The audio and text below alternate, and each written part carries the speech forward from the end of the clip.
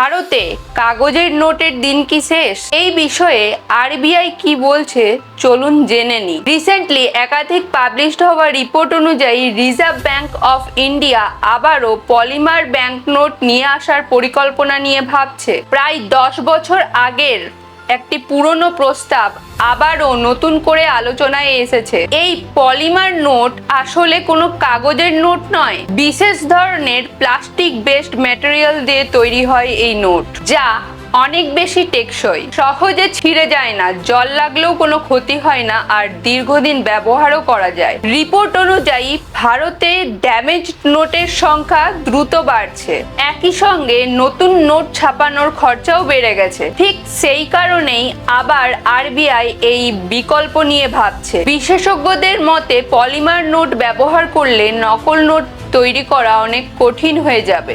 তবে এখনো আরবিআই সারা দেশে আনুষ্ঠানিকভাবে এই নোট চালু করার ঘোষণা করেনি।